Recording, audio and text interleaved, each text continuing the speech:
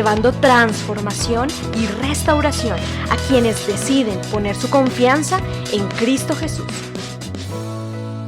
Bienvenidos a la prédica de hoy.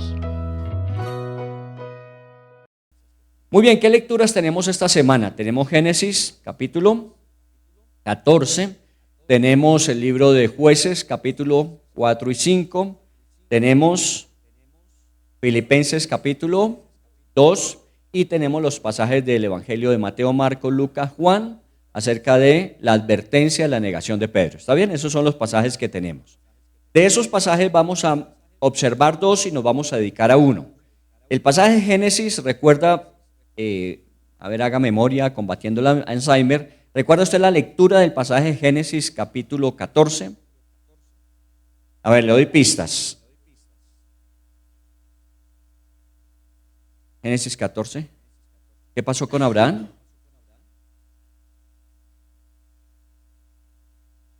Rescató a Lot. Ok. Entonces 5 reyes se unieron, fueron a combatir a otros 4 reyes. Esos 5 reyes tomaron prisioneros a los 4 reyes, pero en los 4 reyes iba metida la familia de Abraham, por lo menos Lot y su familia. Y Abraham se levanta con 318 hombres,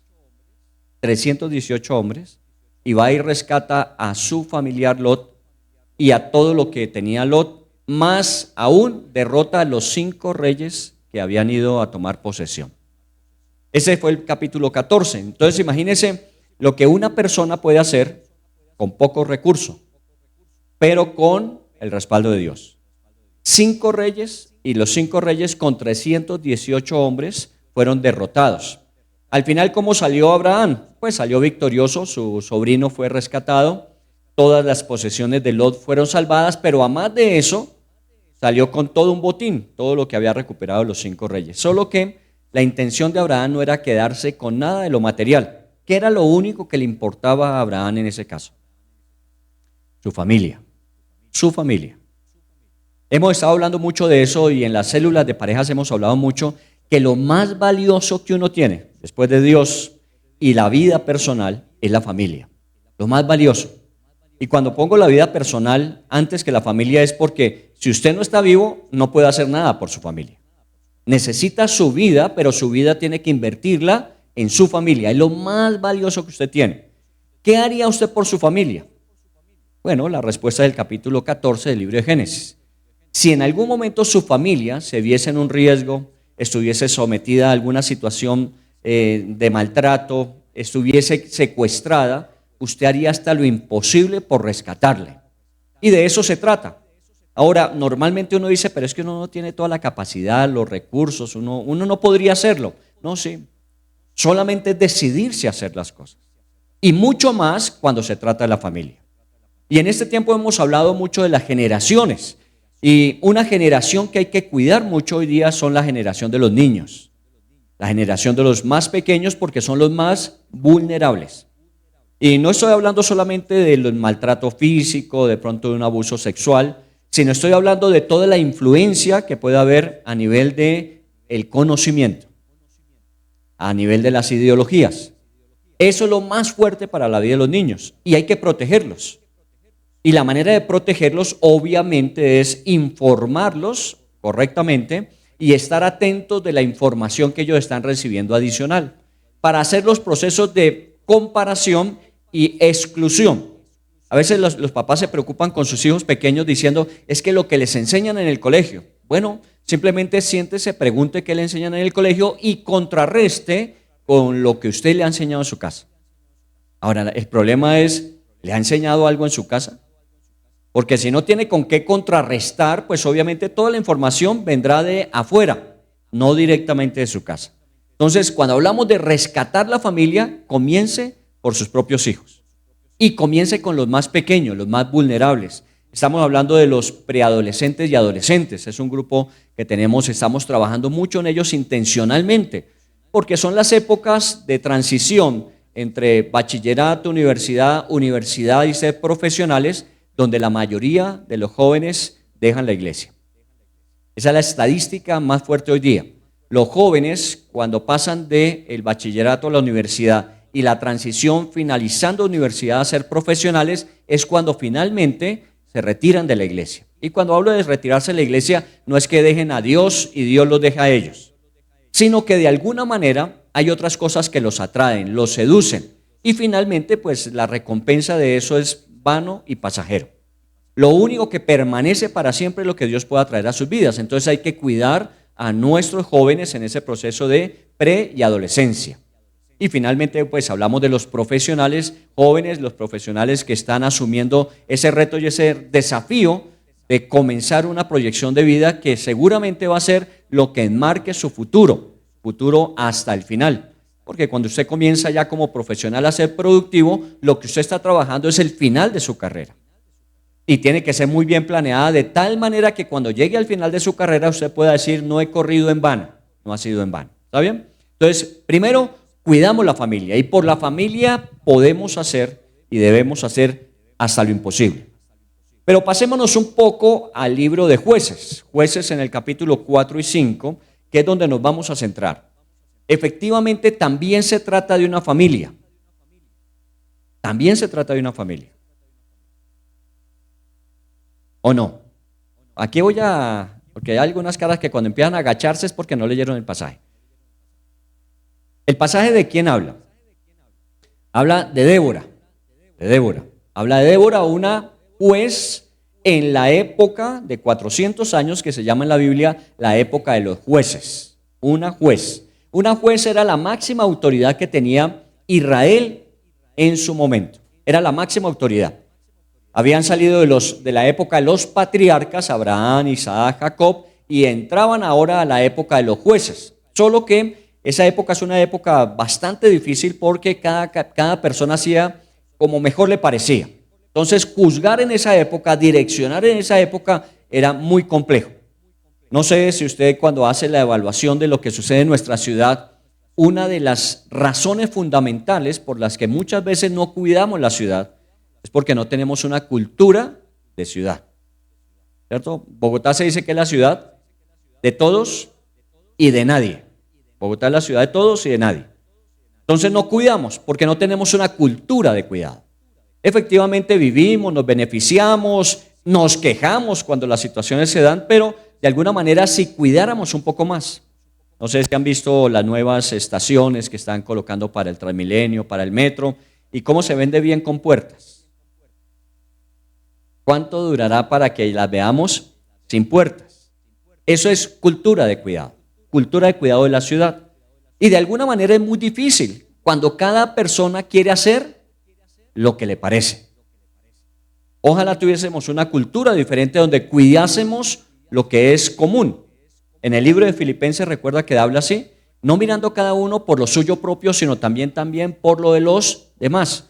Si cuidásemos lo que nos corresponde a todos, lo que es un bien común para todos, seguramente nos sentiríamos mucho más cómodos en la ciudad. Pero es algo que tiene que culturalmente transformarse. Por eso decíamos que la época de los jueces debió ser muy complicada. Y se levanta una mujer dentro de una cultura donde la mujer no necesariamente es la protagonista. Es una cultura donde normalmente encontramos a Abraham, Isaac, Jacob, Moisés y hombres siempre figurando como aquellos instrumentos de Dios para transformar. Pero se levantó una mujer llamada Débora. ¿Y por qué digo que era una familia? Cuando usted leyó el capítulo 5, que es la canción que levantaron después de tener la victoria que Dios les dio, dice allí que se levantó Débora como madre para Israel. Esa es la expresión que se usa de Débora en la Biblia. No fue una simplemente mamá en una familia de sus hijos nacidos de su vientre, sino que ella asumió el rol de ser la mamá de su nación.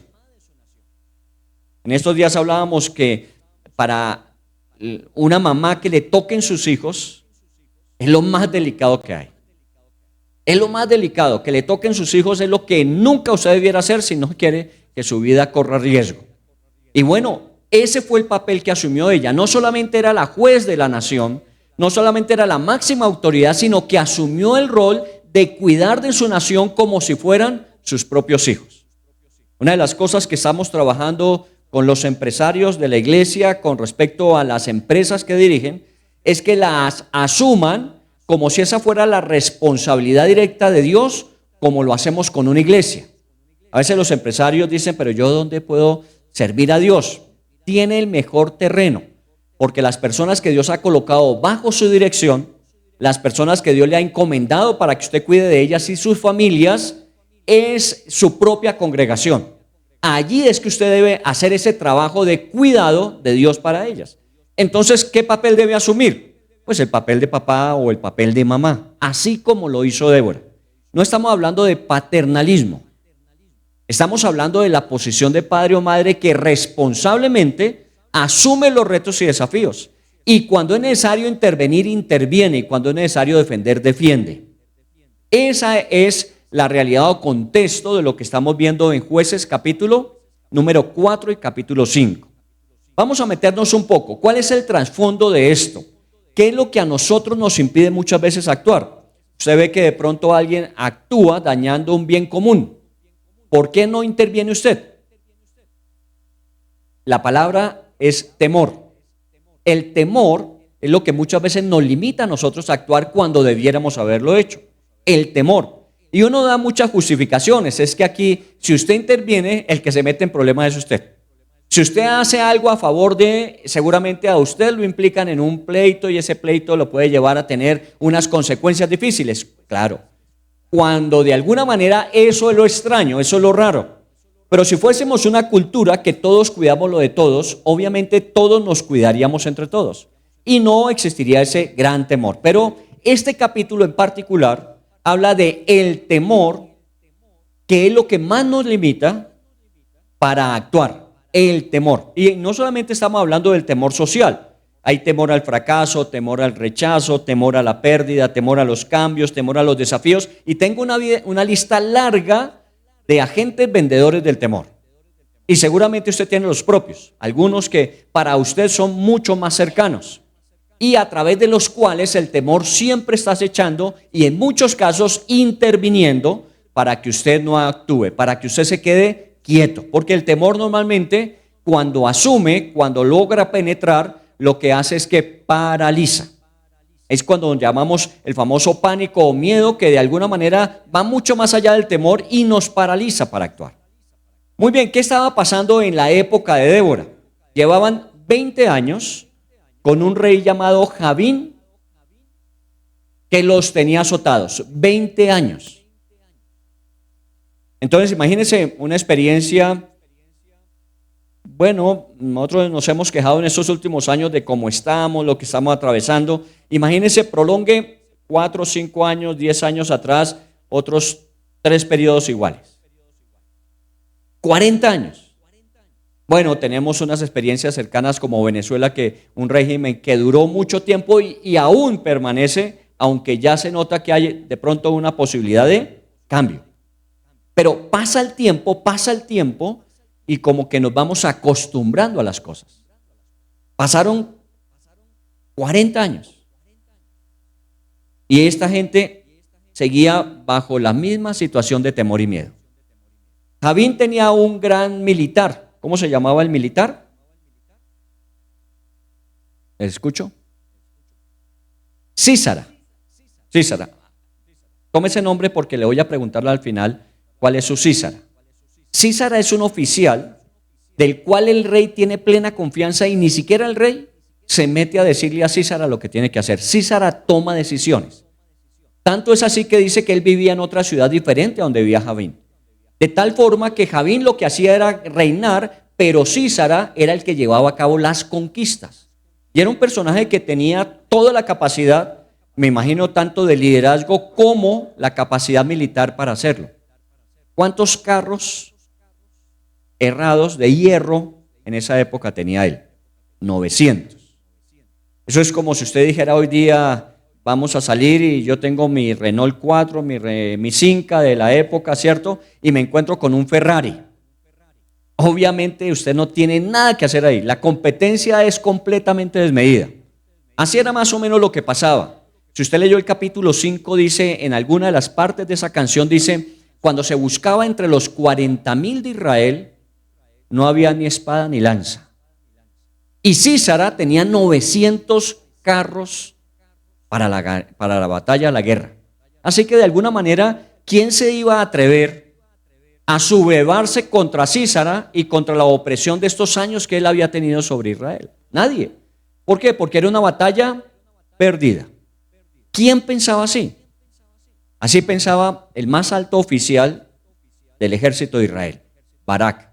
Barak pensaba que no valía la pena meterse en una batalla que ya estaba perdida desde el principio. Y eso es lo que normalmente muchas veces nosotros hacemos. Esto no tiene arreglo, esto no tiene cambio, esto va a permanecer siempre así. Esta situación es una situación de la cual ya se volvió común ese paisaje, así que ¿para qué intentamos siquiera actuar? Nadie la va a cambiar. Y entonces ya pensamos que lo que pudiésemos hacer no vale la pena porque es una batalla perdida. Y de una vez vaya pensando en su mente cuántas batallas perdidas, entre comillas, tiene usted. Cuántas cosas que Dios de pronto le llamó a que hiciera, en las que debía actuar, intervenir, no lo ha hecho por temor, y el mayor temor es que ahí no hay nada que hacer. Pero quiero decirle que aún en situaciones que humanamente uno considera que no hay nada que hacer, cuando Dios da la orden de hacerlo, Dios sabe que sí es posible hacer transformaciones y cambios. Y nosotros tenemos una consigna muy clara, que con Él nada es imposible. Con Él nada es imposible. Esa es la consigna más clara que uno en la vida pueda tener. En alguna parte leí, en algún escritorio, en las épocas de misión, en un escritorio seguramente era de un pastor que decía, es que Dios y yo somos mayoría. Dios y yo somos mayoría, siempre es así. Dios no necesita muchos para salvar. Dios necesita solamente uno para hacerlo. Y con uno es suficiente. Y en este caso, a quien debía Dios confiarle esa misión de liberar a Israel, no lo hacía. Barak no lo había hecho. Y entonces encontramos que la consecuencia es el temor, el miedo. La gente vive supeditada a lo que los demás digan y hagan. Pero vamos a aprender en esta tarde cómo salir y hacer que el temor desaparezca. Y lo vamos a desaparecer es con la valentía. Lo contrario al temor es ser valiente.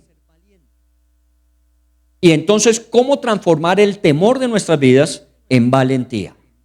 Todos lo experimentamos. A mí no venga con el cuento, es que yo no tengo temor de nada. No, todos tenemos temores. Y a veces nuestros peores temores son secretos. Nadie más los conoce. A veces, muchas veces nosotros nos aparentamos fortaleza, seguridad, confianza, pero si nos escanearan internamente, muchas veces esa es nuestra forma de aparentar, de esconder el gran temor que llevamos dentro. Entonces muchas veces nuestros temores los conocemos nosotros. Somos los que somos conscientes de ello y el Espíritu Santo quiere sacarlos a relucir. A mí hay un versículo que me gusta en la Biblia cuando dice que en tu luz veremos la luz. Cuando uno se compara con otros, pues obviamente estamos dentro del promedio y no hay problema. Pero cuando Dios enfoca su reflector sobre nosotros, empezamos a ver aquello que a nosotros nos impide ser diferente al promedio. Porque Dios no nos llamó para ser promedio. Dios nos llamó para hacer a través de nosotros grandes cosas. Solo que nos hemos supeditado al promedio por el temor. Cuando Dios logra enfocar el área de temor en nuestras vidas y con valentía logra transformarla, seguramente usted sale del promedio y empieza a ejercer ese nivel de influencia y transformación en su entorno. Entonces vamos a ver a través del capítulo 4 del libro de los Jueces cómo nosotros podemos transformar el temor en valentía. Comencemos en el versículo 3 del capítulo 4. Entonces los hijos de Israel clamaron al Señor. ¿Cuándo crece el temor? El temor crece cuando disminuye la fe. Siempre tenga esa ecuación. A mayor temor es porque hay menor fe. Porque cuando crece la fe, disminuye el temor. Entonces uno está en el juego de la balanza. ¿Cuál de los dos platos de la balanza es el que pesa más? Si es el temor, se lleva por delante la fe. Por eso el pueblo no actuaba, por temor, pero tenían un Dios poderoso. Habían visto en el pasado grandes cosas de Dios, pero a pesar de ello, y teniendo memoria muy reciente de cómo Dios podía sacarlos adelante, ellos caían en el temor que anulaba la fe, limitaba la fe. Pero cuando nosotros empezamos a trabajar sobre la fe, lo que sucede con los temores es que van tomando la proporción adecuada. Recuerden que no es que desaparezcamos el temor, sino que lo pongamos en la proporción adecuada de tal forma que no nos impida actuar. Cuando tenemos temor, actuamos con precaución, actuamos con algún tipo de prevención, pero no nos dejamos paralizar, actuamos de todas maneras. En ese versículo entonces encontramos el primer principio: el temor crece cuando olvidamos de quién es nuestra pelea. El temor crece cuando olvidamos de quién es nuestra pelea. Otro de los pasajes y estudios que estamos desarrollando en este tiempo, y bueno, vamos a irlo compartiendo más con el resto de la iglesia, es que en el pasado las confrontaciones no eran solamente de naciones. En el pasado me remito a el Antiguo Testamento. Cuando usted ve en el Antiguo Testamento la confrontación de una nación con otra, no era solamente el poder económico, militar, el poder de fortaleza en cantidad, sino aún era la confrontación de los dioses que respaldaban cada nación. De los dioses que respaldaban cada nación. Cada nación salía a la batalla, obviamente confiando en su capacidad, pero confiando en el Dios que lo respaldaba. Entonces se volvía una batalla más allá de lo material, de lo físico, de lo militar. Se volvía una batalla donde el reto y el desafío era demostrar cuál de los dioses era más grande. Por eso usted muchas veces lee en la escritura del Antiguo Testamento que decían los reyes, cuando veían que el Dios de Israel era más grande, ellos reconocían diciendo: es que el Dios de Israel es más poderoso, el Dios de Israel es más fuerte, el Dios de Israel. Siempre se referían era al Dios de Israel y no solamente al pueblo de Israel, al ejército de Israel. Y de alguna manera eso sigue siendo vigente. Cuando nosotros nos enfrentamos en este momento a las circunstancias actuales, lo que vemos en nuestro entorno y vida material, física, es simplemente el reflejo de algo que sucede mucho más allá. Si leen el libro de Efesios, en el libro de Efesios Pablo habla, y uno a veces piensa que está como medio ido, como que las revelaciones de Dios lo llevaron a imaginar más de la cuenta. Pablo en el capítulo 5 y capítulo 6 de Efesios dice: porque nuestra batalla no es contra sangre y carne. Y entonces empieza a describir un ambiente que no es físico. Dice: porque nuestra batalla no es contra sangre y carne, sino contra principados, potestades, huestes de maldad en las regiones celestes. Y eso es una realidad. Lo que usted ve aquí es apenas el reflejo de lo que está sucediendo en un nivel superior a nosotros. El mundo espiritual es un mundo real y ahí es donde se libran las grandes batallas. Porque ahí es donde se dan las victorias que finalmente caen o las derrotas que finalmente caen. Cuando esos dioses se enfrentaban y el Dios de Israel vencía a los dioses que tenían las naciones que estaban bajo el cuidado de esos dioses que habían caído ante el Dios de Israel, inmediatamente caían o muertas o esclavas. Y así le pasaba a Israel. Cuando se olvidaba del Dios que los respaldaba y se iban solamente confiando en ellos mismos, obviamente esas naciones y sus dioses prevalecían contra ellos. En este mismo libro de Jueces usted encontrará capítulos más adelante a un hombre llamado Gedeón. Recuerda, Gedeón es del pueblo de Israel. Pero ¿qué hacía su papá? ¿Cuál fue la primera orden que recibió Gedeón con respecto a lo que Dios iba a hacer a través de él en ese su tiempo y momento? ¿Qué era lo primero que tenía que hacer? Ir y destruir el Baal que tenía su papá en su propia casa. Recuerda que había hecho un tótem, un ídolo, y su papá adoraba a ese ídolo. Se había olvidado del Dios de Israel. El primer principio en la vida es que el temor crece cuando usted se olvida de quién es su batalla. Cuando usted olvida que Dios es el que pelea nuestras batallas, el temor empieza a sobredimensionarse. 20 años sometidos. Ellos veían solamente el poder del enemigo, sus carros cerrados. ¿Qué es lo que nosotros vemos hoy día? Voy a hacer una lista, siempre me gusta sacar algunas cosas como problemas familiares. El alto índice de separaciones. El alto índice de maltrato intrafamiliar. El abandono de los padres con respecto a sus hijos. Hay muchos problemas que de alguna manera eso es lo que está pasando. Y cuando nosotros miramos a la sociedad que está creciendo el índice, decimos eso ya es una epidemia. Y eso no lo va a cambiar nadie. Enfermedades. Si ustedes participan de la intercesión, lo que llega permanentemente al Ministerio de Oración Permanente, que así se llama, Ministerio de Oración Permanente, lo que llega en peticiones de salud es abrumador. Y hay una enfermedad que está capitalizando la mayoría de los problemas, se llama cáncer.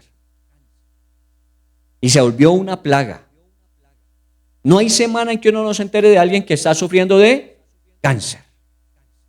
Y situaciones muy graves. A Dios gracias, ahora que estábamos orando y ayer que estábamos en Fontanar, escuchábamos de dos situaciones. Una que entró a quimio esta semana, Vivian se llama ella, y otra que ya había sido tratada con quimio y nos dio la noticia ayer que había la opción de que le hicieran una nueva cirugía si no resultaba el tratamiento. A Dios gracias, ayer nos dio la buena noticia de que no se requiere la nueva cirugía. Pero eso se vuelve muy frecuente. Mira a su alrededor, uno dice, no, esa enfermedad no tiene quien la pare. Crisis económica. Y más ahora, en estas situaciones que se han de alguna manera incrementado los impuestos, que de alguna manera la dificultad, obviamente por todo el proceso que vivimos de importar, de exportar, tantas cosas que están presentando, la economía va sufriendo. Y cada uno de nosotros lo sabe, siempre hemos dicho que cada vez que vamos a comprar, compramos menos con lo mismo que teníamos antes. Cada vez es menos lo que alcanzamos a adquirir. Y nos vemos con el reto y el desafío entonces de involucrarnos más en actividades productivas para poder cubrir lo que teníamos. Casi que no hacemos lo que normalmente una empresa se haría. Y lo primero es baje costos para poder equilibrar antes de subir ingresos.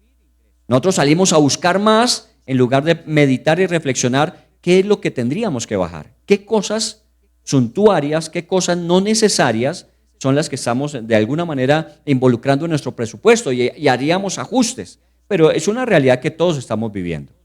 Desafíos a nivel de ministerio. A nivel de ministerio tenemos desafíos. La batalla no es fácil. Todos los días tenemos nuevas oportunidades, pero la batalla no es fácil. ¿Por qué? Porque hoy día la gente la espiritualidad la está confundiendo con muchas filosofías. La espiritualidad no es lo que la Biblia llama vida espiritual. La espiritualidad son muchas prácticas que lo que hacen en un momento determinado es aliviar temporalmente las situaciones. Y digo temporalmente, puede ser el resto de la vida. Porque hay personas que dicen, no, es que esto me cambió a mí la vida, y habla de una filosofía.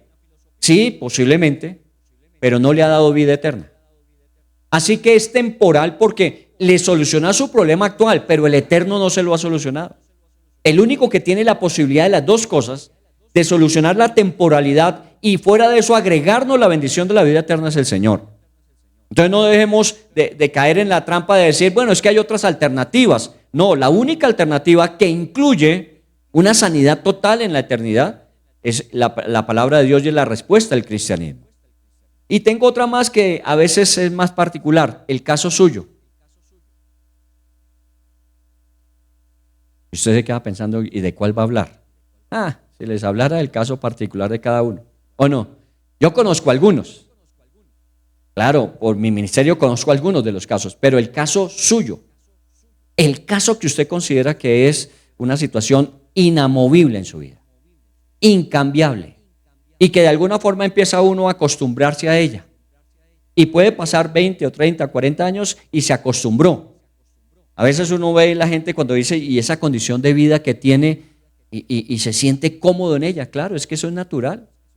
Cuando pasa mucho tiempo uno termina acostumbrándose a la situación y conviviendo con ella. Pero no era lo que Dios quería para uno. Entonces su situación personal son esas situaciones en las que nosotros muchas veces decimos, esa pelea ya la perdimos. Pero recuerde que el primer principio se trata es cuando nosotros olvidamos quién pelea nuestras batallas, el temor se sobredimensiona. Usted no ha perdido ninguna batalla si se la encomienda a Dios. Si se la encomienda a Dios, sus batallas siempre son ganadas. Ahora, no siempre los resultados son los que uno espera, pero siempre Dios sacará partido, y un partido bueno para usted, positivo para usted, de toda situación en la que usted se encuentre. Cuando Job pasó por su situación grave, que uno dice menos mal que solamente Job 1, al final de cuentas Dios dio el giro a la situación y bendijo a Job más que al principio, así dice la Biblia, y fue bendecido más que al principio.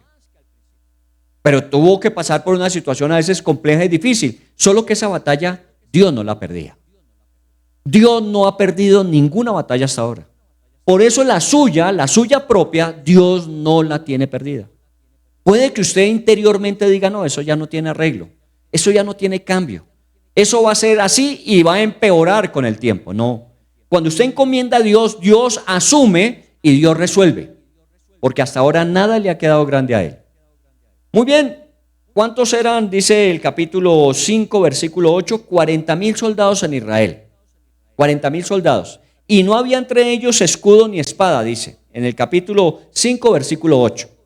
De los 40,000, que obviamente no estaban bien armados tampoco, ¿cuántos Dios le dijo a Barak y a Débora que tomaran para ir a enfrentar al ejército de Sísara? Aquí volvemos a combatir el Alzheimer y la lectura. ¿Cuántos? 10,000. De 40,000, que obviamente no estaban bien armados, no había entre ellos armas para defenderse, que uno se iría con los 40,000. Pero dice que entre los 40,000, que ni siquiera estaban bien armados, Dios le dijo a Barak y a Débora, le dijo, tome 10,000. Porque con 10,000 es suficiente. Si 40 mal armados no lo iban a lograr, ¿cómo lo va a lograr 10,000? Muy bien. Dios podía lograrlo solo. Dios no necesitaba de ninguno. Pero de alguna manera, parte de lo que Dios quiere enseñarnos es que no importa aún lo poco que usted tenga. Si usted lo poco que tiene lo pone en las manos de Dios, Dios va a operar a través de eso. Si no hubiese nada, Dios va a hacerlo de todas maneras.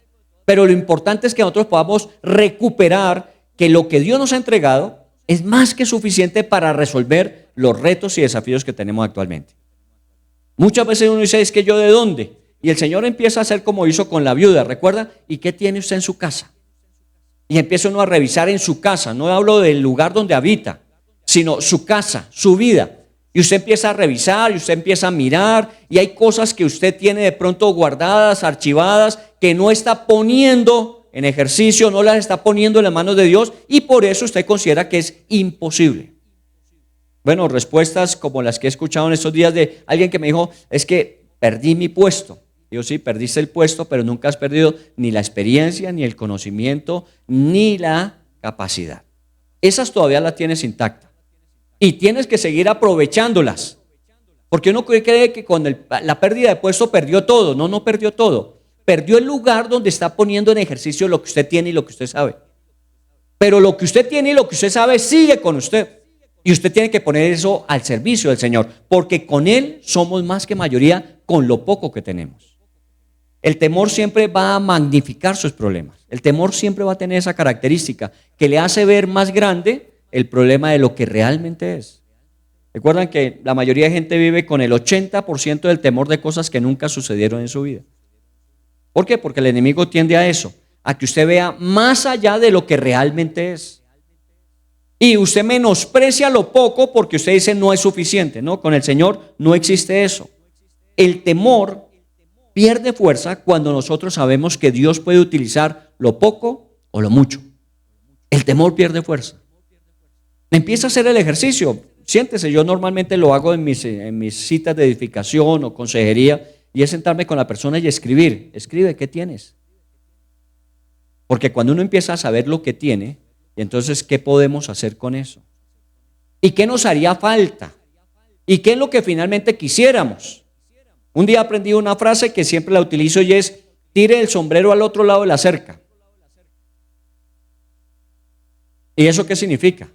Eso significa que cuando usted se enfrenta a una cerca, normalmente dice, no, eso yo no la puedo cruzar. Cuando usted tira su sombrero al otro lado, tendrá que cruzarla para recuperar su sombrero. Y hará lo que sea necesario para hacerlo, y seguramente lo hace. Entonces, normalmente siempre piense más allá. ¿Qué hay al otro lado de? Y esto es algo que también he aprendido. ¿Qué hay más allá de su propio temor o miedo?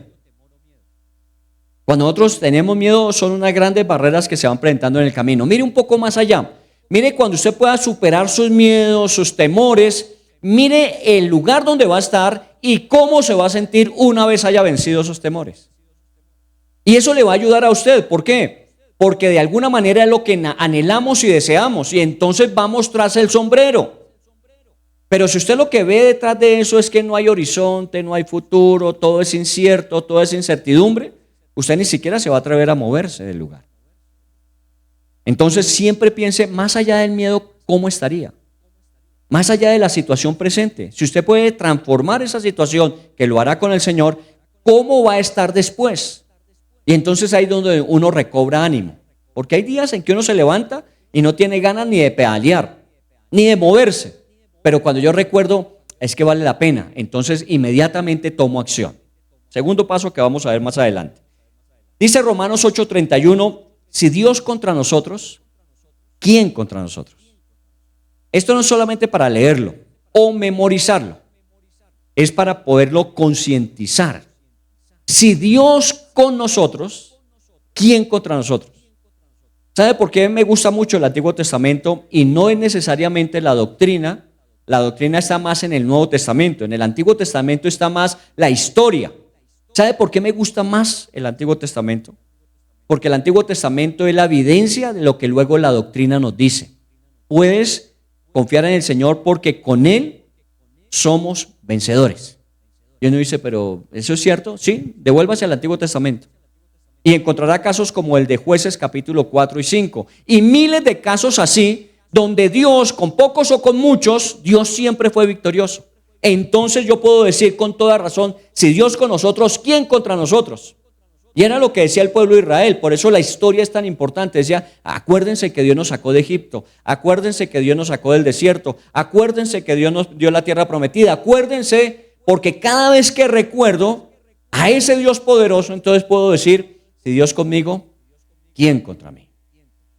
Y esto es un ejercicio saludable. Hoy día más que nunca se está viendo ya científicamente lo que es el efecto de la palabra de Dios que transforma la manera de pensar. Recuerde Romanos 12:2. No os conforméis a este siglo, sino transformados por medio de la renovación de vuestro entendimiento. En los momentos complejos y difíciles donde el enemigo hace que el temor crezca, deténgase, observe lo que le causa ese temor y empiece a repetir internamente. No es un, ¿cómo se llama eso? Un mantra, sino es la declaración poderosa de un Dios que puede hacerlo. Si Dios está conmigo, ¿quién contra mí? Repítalo y verá. Si Dios está conmigo, ¿quién contra mí? Y si usted conscientemente lo hace, si Dios está conmigo, ¿quién contra mí?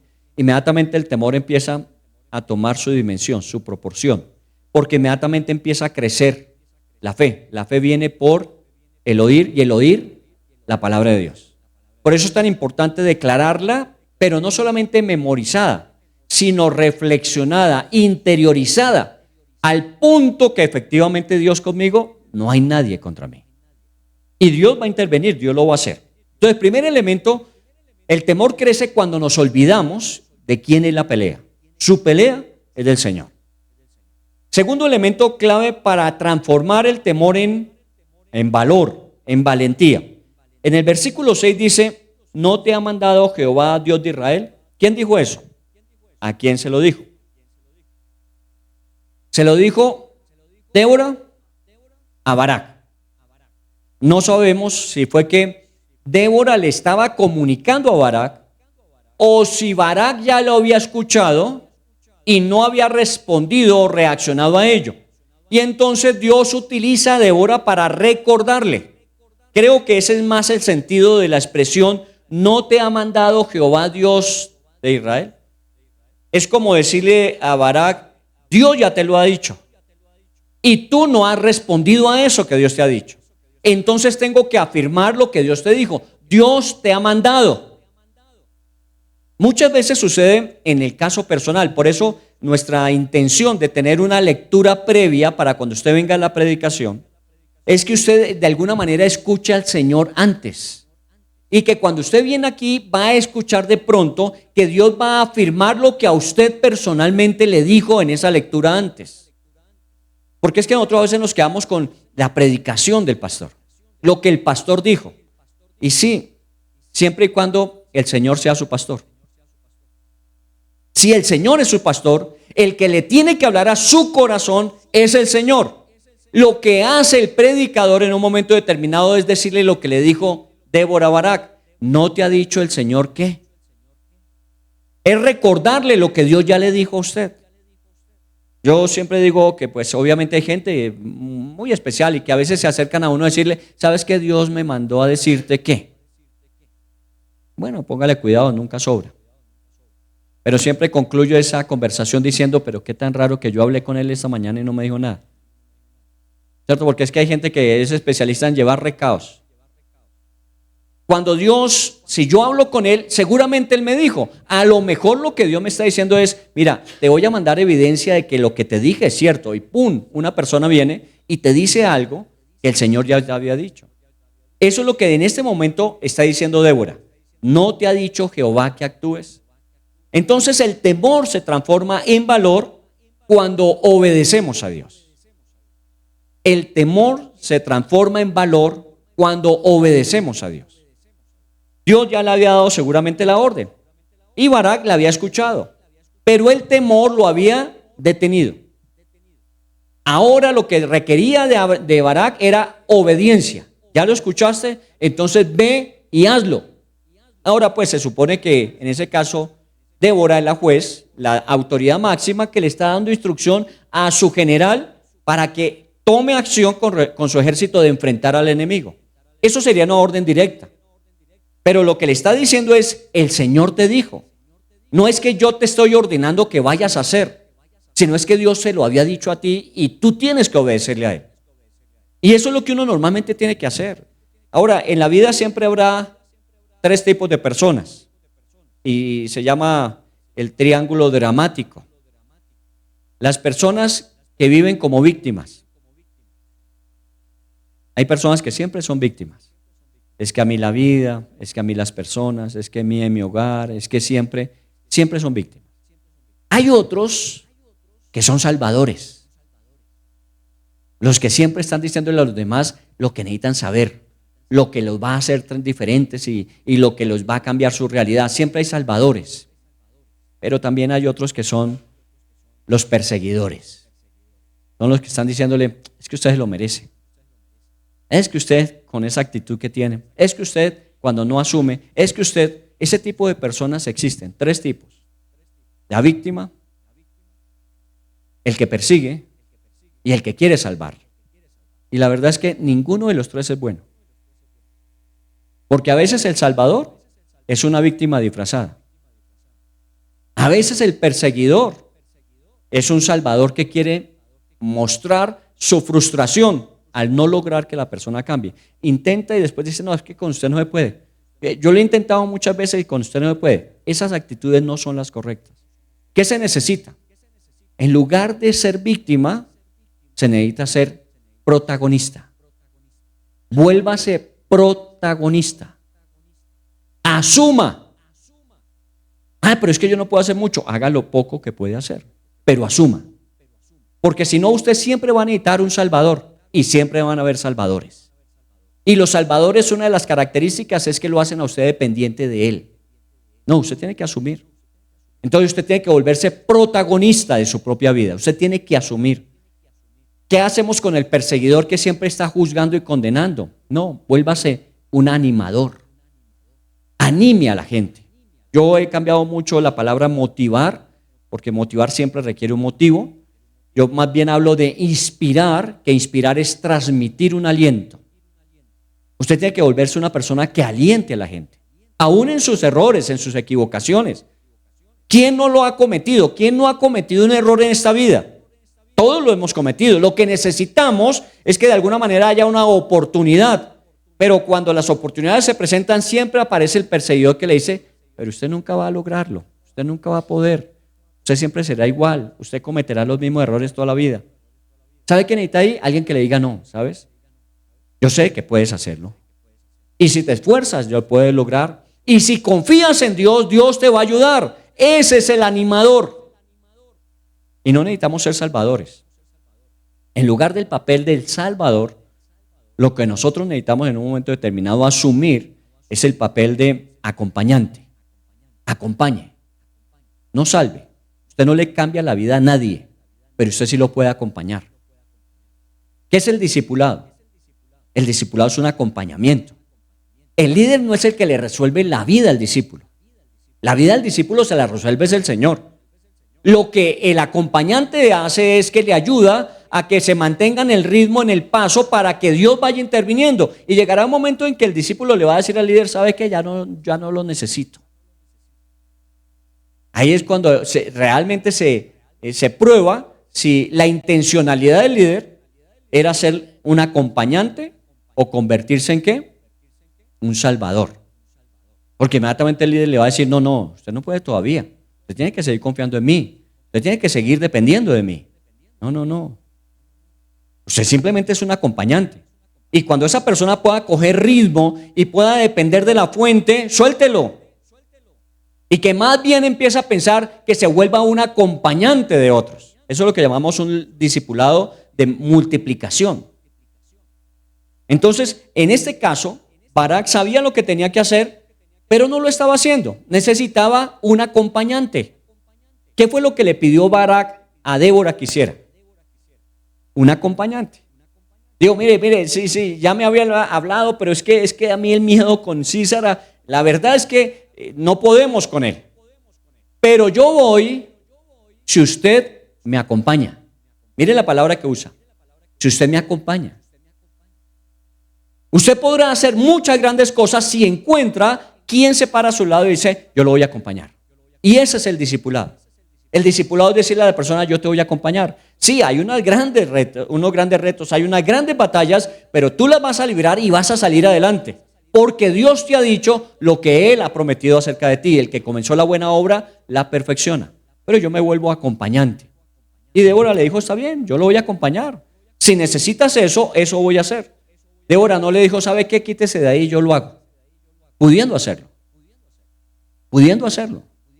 Porque finalmente Débora le dijo, pero la victoria Dios la va a dar por mujeres. Y fueron Débora y ¿quién?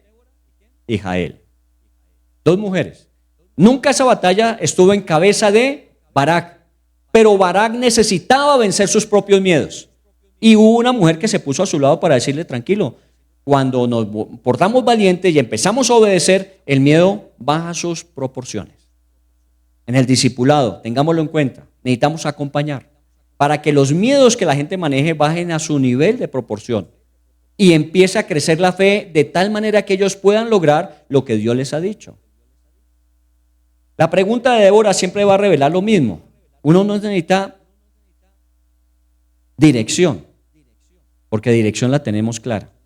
Y yo le doy gracias a Dios porque si algo tenemos en GRL, en la iglesia y en el CENFOL, porque tenemos una estructura de capacitación, es que sabemos lo que tenemos que hacer. ¿El problema cuál es? Hacerlo. Una de las cosas que siempre uno pregunta es, ¿estás haciendo devocional? No, es que yo, el trabajo, es que yo me trasnocho mucho, es que, lo sabes, es importante el devocional personal. Es importantísimo que te levantes con actitud de acción de gracias y capacitado para enfrentar el día. Si no lo haces, vas a tener problemas durante el día. ¿Lo sabes? Sí, yo lo sé. Entonces, hazlo. Si quieres, yo te llamo a las 5 de la mañana. Si es que te cuesta trabajo levantarte temprano, te llamo a las 5 de la mañana. Allá en Fontanara hay uno que levanta a las 4, tiene un cuarto de guerra. ¿Recuerdan? Nos lo mostraron en días que fuimos. Un cuarto de guerra, esos cuarticos que hay debajo de las escaleras, es el cuarto de San Alejo normalmente. Esa persona lo decoró, lo arregló y lo puso como su cuarto de guerra. Se levanta a las 4 de la mañana y se mete 2 horas a orar en ese lugar. Y entramos, y es el cuarto de guerra para él están las peticiones, está la Biblia, está para que él allí en el comienzo de cada día libra sus grandes batallas. Así debe comenzarse el día. Y alguien graciosamente le dijo, bueno, entonces llámeme por ahí a las 5. No a las 4, pero a las 5 por ahí. Vale la pena. Usted tiene que librar sus batallas, pero necesita de pronto de alguien que le diga, yo lo voy a acompañar. Y efectivamente, él obedeció y Dios le dio la victoria. Vencieron. Ahora, no fue todo como uno quisiera, que ellos vencieron con 10,000 a un ejército de 900 carros y quién sabe cuánta gente a pie. ¿Sabe cómo se dio esa batalla? Ellos actuaron, pero Dios fue el que intervino. Si usted lee el capítulo 5, va a descubrir que fueron lluvias que cayeron de los cielos, que anegaron los caminos por donde los carros iban. Y entonces los carros cerrados de hierro, la gran ventaja que tenía Císara, quedó anulada completamente. Tanto que usted encuentra que ellos se bajaron de los carros y salieron corriendo, porque su confianza estaba puesta en sus carros. ¿Recuerda lo que dice la Biblia? Aquellos confían en carros y aquellos en caballos, mas nosotros en el nombre del Señor tenemos confianza. Nuestra confianza está más allá de lo que normalmente la gente pone su confianza. En algún momento del camino su carro se va a trabar y a usted le va a tocar abandonarlo y salir corriendo. Pero los que tenemos confianza en el Señor, en el mismo capítulo 5 al final dice, son como el sol cuando sale en su fuerza. Ya leí yo el último versículo del capítulo 5. Los que aman al Señor son como el sol cuando sale en su fuerza. Imagínese el mejor amanecer que usted haya podido ver. Que usted se despertó y empieza ese sol a salir, ojalá no sé si en el llano, en un campo abierto, y usted ve ese sol radiante, dice así la Biblia. La vida del que confía en el Señor, del que ama al Señor, del que obedece al Señor, es como el sol cuando sale en la mañana, alumbra completamente todo. Bueno, porque se desafió a ¿qué? Primero, ¿qué era lo que decíamos? Primer paso para vencer el temor. Saber que mi pelea, la batalla, es del Señor. Uno. Segundo, saber que el temor se aminora, llega a su proporción normal cuando yo obedezco. Quédese con eso. Lo demás olvídelo. Pero quédese con los principios. Su batalla no es suya realmente. La batalla suya es del Señor. Y segundo, cuando usted obedece, empieza a crecer la fe y el temor empieza a perder proporción. Tercer elemento, versículo 8 del capítulo 4. Si tú fueres conmigo, yo iré. Volvemos a lo mismo que le dijo Barak a Débora. Vale la pena que lo digamos y al final lo coloquemos en la proporción directa. Barak necesitaba a Débora por ese momento. Si tú vas conmigo, yo voy. Ella le dijo, yo voy. Entonces él dijo, bueno, yo también, no me puedo quedar atrás. Pero voy a leerle un versículo en Éxodo 33:15. Éxodo 33:15 dice, si tu presencia no ha de ir conmigo, no nos saques de aquí. ¿Quién dijo eso? Moisés. Eso no se trata solamente de hombres de pronto débiles o cobardes como Barak, que sabían lo que tenían que hacer, pero el miedo se había agigantado y los había limitado. Moisés dijo lo mismo. Cuando el Señor le encomienda ir a Egipto, sacar al pueblo, llevarlo a la tierra prometida, lo que Moisés dijo es que yo no soy la persona adecuada para eso. Y entonces Dios le dijo, pues es que no se trata de usted, se trata de lo que yo voy a hacer con usted. Y entonces él expresa, Señor, si tu presencia ha de ir conmigo, yo voy. Si tú no vas conmigo, yo no salgo de aquí. El temor se vence cuando usted confía en que Dios es su compañía. Necesita a alguien que le auxilie, pero no es ese alguien el que le va a resolver el problema. Dios es el que soluciona el problema de su vida. Y me alegra, yo escucho, ustedes saben que pues llevamos casi 30 y pico de años como iglesia y tenemos mucha gente que ha pasado por la iglesia. Hay gente que obviamente está en otras iglesias que hemos abierto y no nos hemos vuelto a ver con ellos, pero sabe que una de las cosas que más me agrada escuchar en el tiempo es que gracias a usted aprendí a poner mi confianza en el Señor. Eso es el mejor halago que le pueden hacer a usted.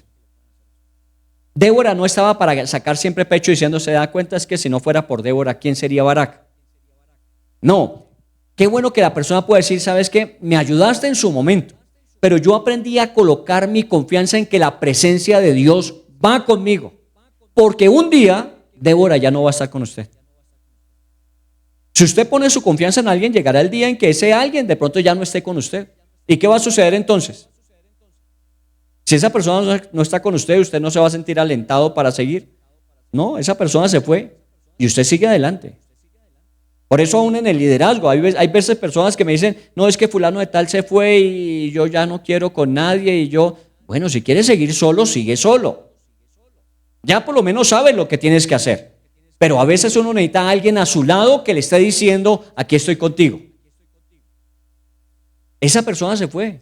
¿Aprendiste de esa persona quién era, quién va siempre contigo? El Señor es el que va contigo. Por eso los líderes somos transitorios.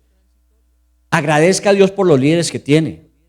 Dele gracias a Dios por la forma en que los utilizó en su vida, por las cosas que Dios transformó en su vida. Dele gracias a Dios por los líderes. Dele gracias a Dios. Pero nunca haga de un líder su dependiente para actuar. Tercer principio, el temor se vence cuando camina usted confiando que Dios es su compañía. Dios es su compañía. Pero aprenda. Mientras aprende la lección, gracias a Dios por los líderes que tenemos. Gracias a Dios por los acompañantes que Dios ha colocado. El valor no surge de nuestra fortaleza personal. El valor surge de la convicción profunda. Me ha impactado mucho en las últimas 2 semanas que he estado más en contacto con Viviana. Les contaba a la niña Viviana de 38 años. Bueno, niña de los ojos. La niña de 38 años. Porque es muy frágil, muy pequeña todavía. Físicamente muy pequeña. Con problemas en su corazón, lo que ahora orábamos en el tiempo de intercesión, ya está en la clínica del dolor, su pulmón no responde y entonces se ahoga ni siquiera para hablar. Obviamente, como no tiene suficiente oxígeno para hacer la terapia física, ha ido perdiendo masa muscular, se está complicando cada día. Pero ¿sabe qué veo?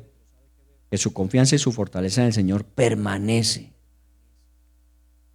No sé qué vaya a hacer Dios, pero yo sí le pido que la sane. Yo sí le pido que la sane. Recuerda, tiene 2 niños, 17, 10 años. Es todo un reto. Pero ¿sabe qué veo? Es una persona que aprendió que aún ahí el Señor está con ella y no se queja.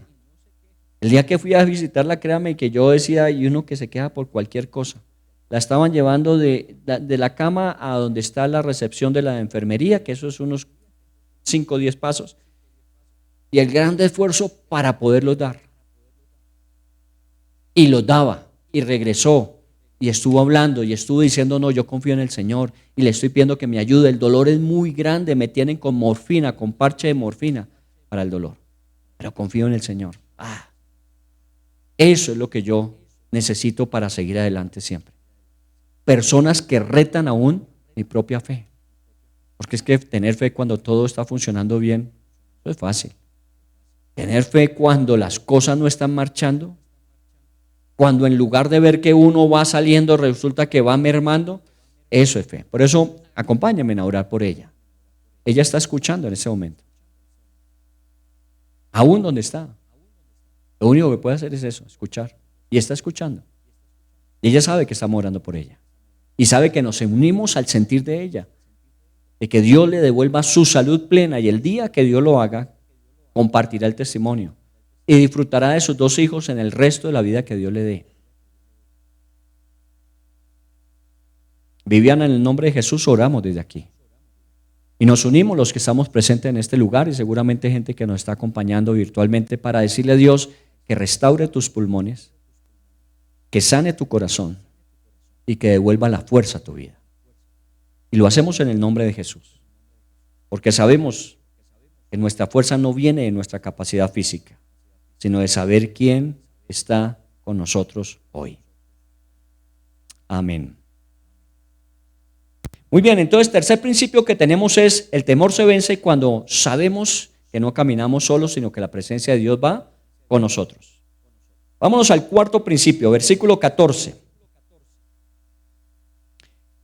Débora nuevamente le habla a Barak y le dice, levántate porque este es el día. Levántate porque este es el día. Ya le había dado el ánimo. Recuerda que pasamos de ser el perseguidor al que anima, al que de alguna manera dice, camina, vamos juntos, vamos a hacerlo. Pero llega el día en que Débora se levanta temprano y dice, levántate porque este es el día. ¿Está así escrito en su Biblia? Levántate porque este es el día. Cuando usted se levanta en la mañana, ¿qué se dice? Otro día. Otro día. No, levántese, porque este es el día.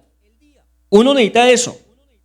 El valor va a desaparecer cuando damos el primer paso. ¿Sabe cuál es el primer paso? Levántese.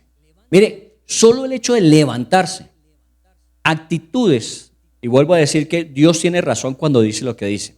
Hoy día se ha probado que una persona cuando se levanta en la mañana y lo primero que hace cuando se levanta es dar gracias porque está vivo, dar gracias porque tiene uso de conciencia, dar gracias porque tiene la capacidad de desplazarse. Cuando empieza a dar gracias, inmediatamente todo su organismo empieza a funcionar en favor de. Y está probado científicamente hoy. Y sabe que eso lo dice la Biblia hace mucho tiempo. Dad gracias en todo, porque esta es la voluntad de Dios para con vosotros en Cristo Jesús. Uno a veces dice de gracias cuando las cosas marchan mal. No, si las cosas están marchando bien, con más razón. Levántese, siéntese en su cama y antes de dar el primer paso diga, doy gracias a Dios porque estoy vivo o estoy viva. Doy gracias a Dios porque estoy consciente. Doy gracias a Dios porque puedo expresar. Doy gracias a Dios porque Dios me permite desplazarme. Y levántese. Levántese porque este es el día. Ahora, ¿quién se lo está diciendo? Tu acompañante. Y muchas veces uno necesita ese tipo de persona, porque a veces uno no quisiera levantarse. Pero qué bueno tener a alguien al lado que le dice, mire, levántese, este es el día. Estábamos esperando este momento, esta era la circunstancia que estábamos anhelando y este es el día de Dios para usted. Así que levántese. Y entonces se vuelve ella en una inspiradora. Esa es la palabra que yo en este tiempo más quiero.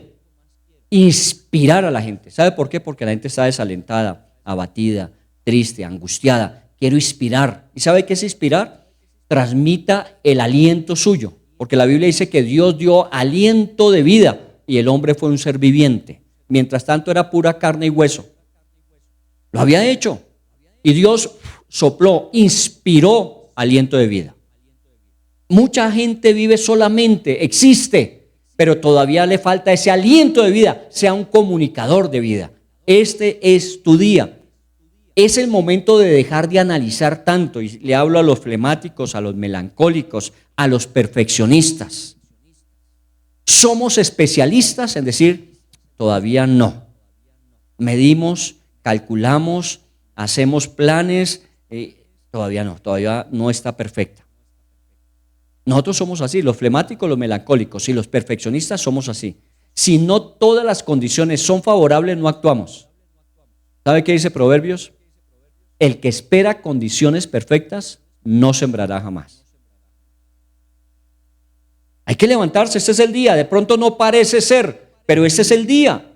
Y Débora le da la promesa, Dios dijo que lo iba a hacer, entonces ese es el día para ir a reclamar lo que Dios nos ha prometido. Levántese todos los días y repítaselo. Y dará testimonio usted en el tiempo y lo veremos dando testimonio usted diciendo, mire, no fue sino que yo diera el primer paso. Inmediatamente el temor empezó a disminuir y la fe empezó a crecer. No estoy diciendo que ese primer paso sea el que le solucione todo, porque ese día le dijo, levántese que nos vamos a la batalla y tuvieron que ir hasta la batalla. Pero si no se hubiera levantado, si no hubiera dado el primer paso, nunca hubieran estado en el campo de batalla. Entonces hay que dar el primer paso. El primer paso siempre hace que el temor disminuya. Estamos combatiendo el temor a su nivel proporcional. Siempre va a existir, pero no tiene por qué controlarle. Bueno, Dios le recuerda la promesa, Dios dijo que lo iba a hacer, lo va a hacer. Quinto elemento y vamos a terminar con él. Dios usa a personas valientes cuando otros son dominados por el temor. Dios usa personas valientes cuando otros son dominados por el temor.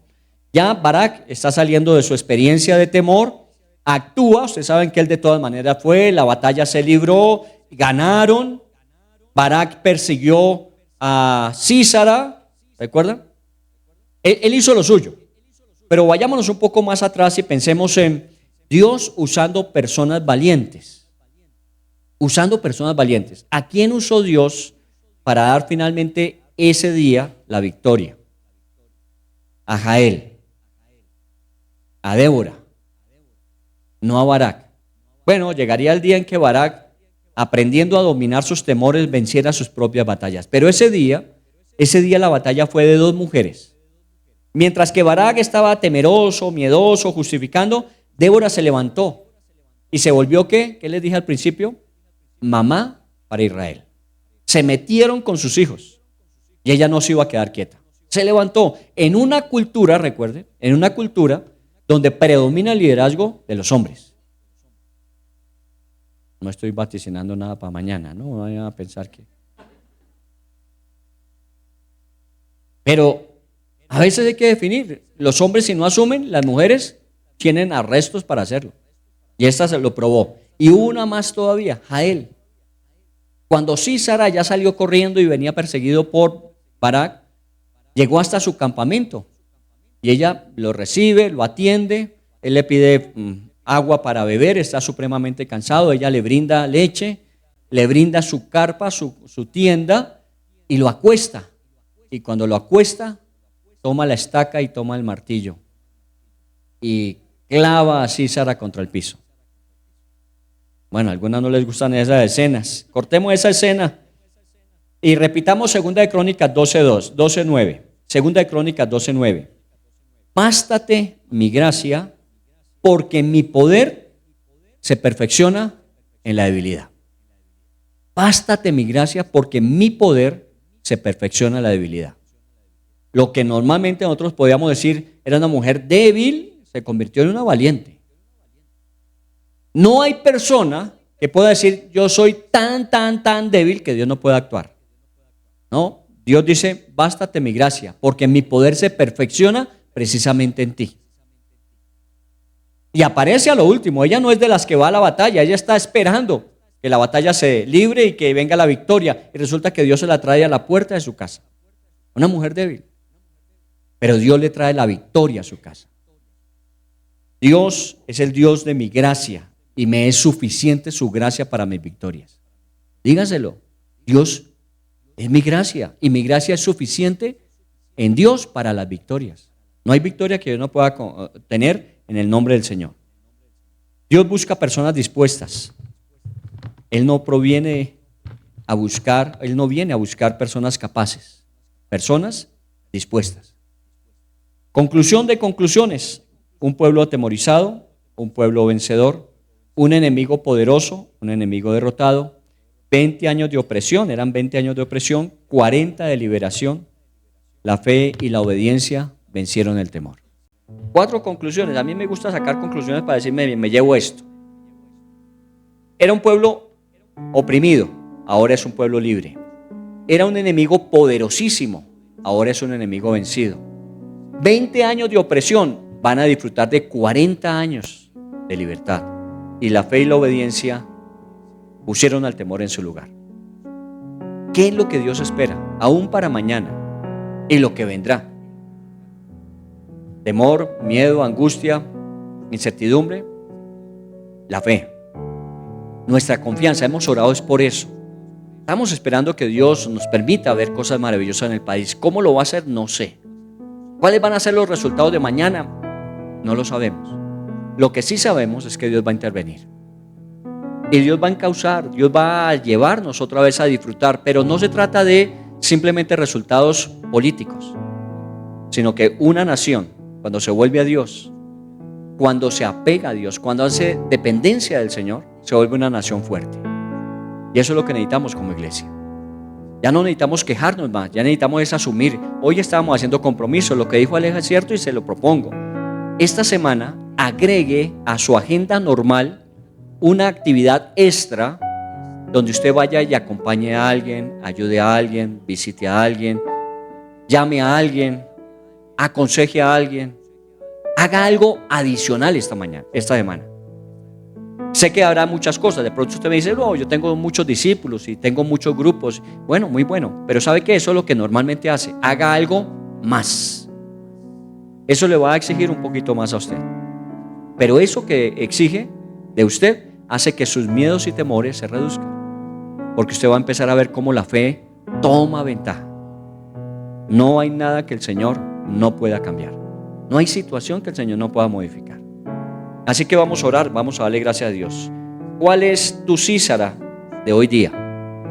¿Cuál es ese enemigo que te ha tenido azotado durante tantos años? ¿Cuál es ese ejército que te tiene apesadumbrado? ¿Qué es eso que no te ha dejado ir donde Dios te ha dicho que vayas a hacer lo que Dios te dijo que hicieras? ¿Qué es? Cuando tú lo enfrentas, pero lo enfrentas con valor, inmediatamente la fe empieza a desplazar el temor. Porque eso es lo que dice la Biblia, la fe echa fuera el temor. Y no se trata de simplemente el pronunciar, el declarar. Porque a veces caemos en eso, es que yo declaro. Sí, está bien que lo hagas. Que tus labios digan lo que crees en tu corazón. Pero declarar sin una acción consecuente nunca será suficiente. Por eso este último principio, cuando Débora viene a Barak y le dice, levántate que es tu día. Seguramente pasaron algunos días mientras hacían todos los preparativos, mientras convocaban al ejército que se iba a reunir, pero eso no se debía prolongar mucho tiempo. Hoy es el día de Dios. Y ojalá nosotros podamos hacer como tan sencillo dice la Biblia que hagamos. Levántese cada día y diga, este es el día. Si quiere unirlo, hay versículos en la Biblia que podemos ligar. Este es el día que hizo el Señor, para que nos alegremos y gocemos en Él. Este es el día de Dios para ti. Solo es que te decidas. No es que no sientas temor, es que no dejes que el temor te impida actuar. Todos tenemos temores ante los retos y los desafíos, y el temor de aquello que nos supera a nosotros muchas veces, ese está presente. Pero si Dios da indicaciones, empezamos a movernos en esa dirección. Toda esta historia de Débora y Barak comienza con eso. Dios te había dicho, Dios ya te lo dijo, estás demorado en actuar. Seguramente Dios te ha dicho cosas que tienes que hacer, cosas que tienes que iniciar, y lo has estado analizando, reflexionando. No sé si te pasa como a mí muchas veces, que pienso y me toma tiempo el decidir. Tengo que levantarme y decir, no, un momentico, condiciones perfectas no van a existir. Voy a actuar por fe conforme a lo que Dios ha entregado. Y ponemos en las manos de Dios lo que tenemos, y Dios se encarga de multiplicarlo. Porque no es nuestra batalla, es del Señor. Primer principio para no olvidar, la batalla no es nuestra, es del Señor. El Señor pelea tus batallas. Ponla en las manos del Señor y confía y créele a Él. Segundo principio que necesitas es que el temor se transforma en valor cuando obedecemos a Dios. Cuando le decimos, sí Señor, lo que tú dices, eso voy a hacer. Por eso le digo esta semana, haga algo, una cosa. No necesariamente que sus días, todos los días estén llenos de muchas cosas. Una cosa esta semana, hazla. Y cuando comienzas, ya tienes un porcentaje ganado de lo que necesitas.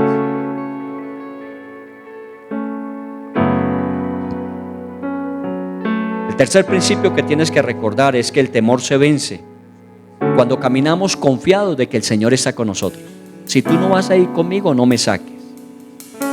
O como Barak le dijo a Débora, si vas conmigo, yo voy. Bueno, siempre Dios va a estar a nuestro lado. No vamos a estar solos nunca. Y no te dejes engañar ni sacar de línea. El enemigo siempre te hará pensar que estás solo, que Dios te abandonó, que Dios te dejó, y no te dejes sacar de línea. Él está conmigo, Él lo prometió, estaría conmigo hasta lo último de la tierra. Él estaría conmigo todos los días de mi vida. Él estaría conmigo en todas circunstancias de mi vida. No estoy solo, Él me acompaña. Y fuera de eso, coloca personas a mi alrededor que me están acompañando. Así que no estoy solo o sola.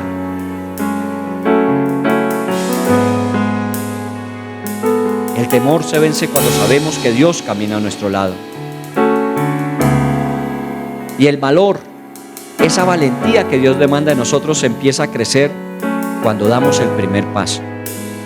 Cuando damos el primer paso empieza a crecer. No lo resuelve todo. El primer paso normalmente no lo resuelve, pero comienza a resolverlo. Y vendrá el segundo y el tercero, y vas avanzando y vas viendo en el tiempo cómo se va abriendo el horizonte. Lo que pensabas que no iba a haber, Dios lo hace, porque dice: abre caminos en los desiertos y en los sequedales. Dios abre caminos, solo que tienes que empezar a transitarlos, a caminarlos. Dios va abriendo caminos. Y Dios usa personas valientes cuando muchos viven en el temor. Barak tenía todo, mucho más seguramente que a él. A él era una mujer, si vamos a mirarla de pronto, muy débil, muy frágil, pero estaba allí, y cuando llega la oportunidad a su casa, ella la toma. Y Dios dio victoria a Israel por medio de mujeres.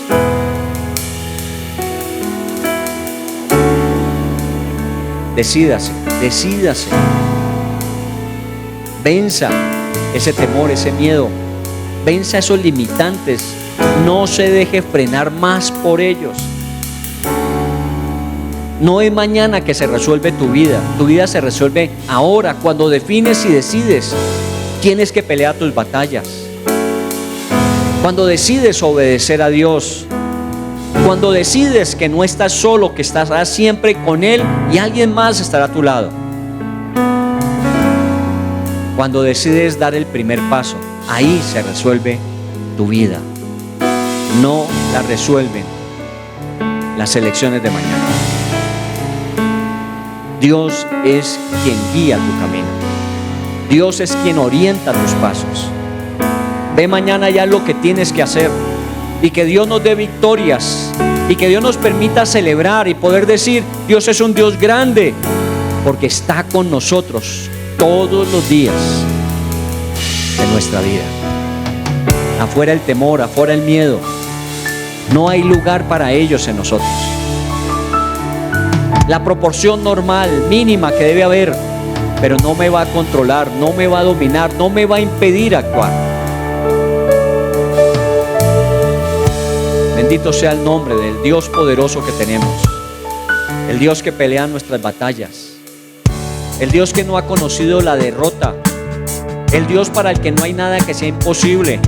El Dios que puede hacer cosas nuevas donde no existen. El Dios que puede restaurar lo que se afectó. El Dios que puede cambiar lo que se dañó. Ese es el Dios que nosotros tenemos. Y aún lo que falta por ver es mejor que lo que hemos visto.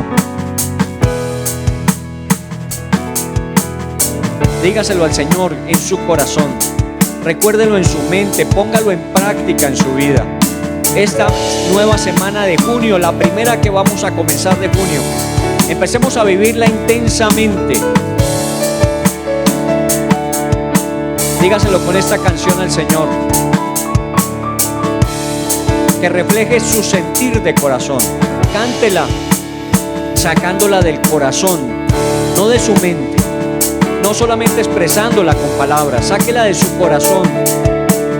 Él es nuestro Dios campeón, poderoso.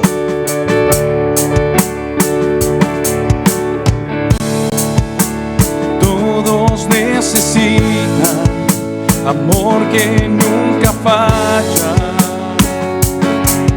Tu gracia y compasión. Todos necesitan perdón y esperanza. Y un Dios que salva.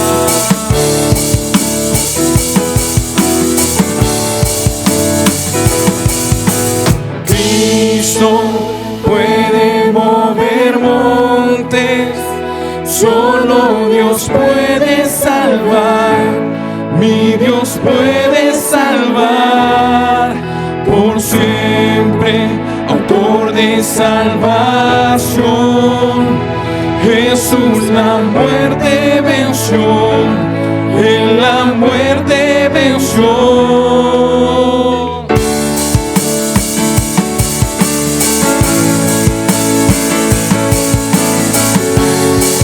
En Él somos más que vencedores. Dígaselo. Aún con mis temores, sé que me aceptas. Lléname otra vez, mi vida te ofrezco para seguir tus pasos. A ti me rindo, a ti me rindo. Cristo puede mover montes, solo Dios puede salvar, y Dios puede salvar por siempre, dador de salvación. Jesús la muerte venció, en la muerte venció. Cristo puede mover montes, solo Dios puede salvar, mi Dios puede salvar por siempre, dador de salvación. Jesús la muerte venció, en la muerte venció. En la tierra tu luz brillará, cantamos por la gloria de tu majestad. Jesús, en la tierra tu luz brillará, cantamos por la gloria de tu majestad.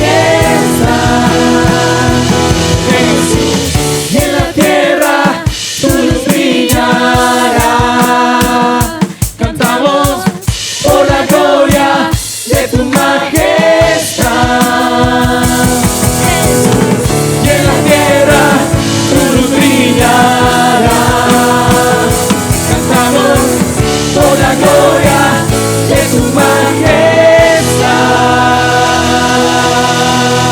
Démosle un aplauso a Él, que es el vencedor, Él el poderoso, el grande en batalla, el Dios invencible. Él es nuestro Dios, nuestro Salvador. Bendito sea el nombre del Señor siempre. Amén y amén.